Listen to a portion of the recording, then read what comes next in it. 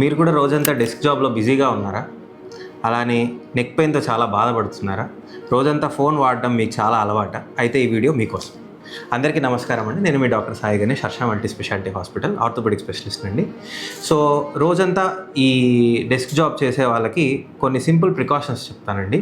So అవి తీసుకోవడం వల్ల రికరెంట్గా మళ్ళీ మెడ నొప్పి రాకుండా ఉంటుందన్నమాట. సో మొదటి precaution, every half an hour ఒక్కసారి మినిమంగా ఒక 10 to 15 minutes అన్న బ్రేక్ తీసుకోవాలి, సరేనా? అది మొదటి ప్రికాషన్. రెండోది, రెగ్యులర్గా ఎక్సర్సైజ్ చేసుకోవడం.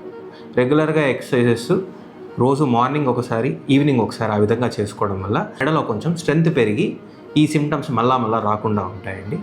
తర్వాత మూడోది, సో వీలైనంత వరకు మీ స్క్రీన్ లెవెల్ మీ ఐ లెవెల్కి మ్యాచ్ అయ్యే విధంగా పెట్టుకోవాలండి. సో స్క్రీన్ డౌన్ చూడడం కానీ, ఎక్కువసేపు తల వంచి చూడడం కానీ ఇలాంటివి మీరు అవాయిడ్ చేసుకోవాలి.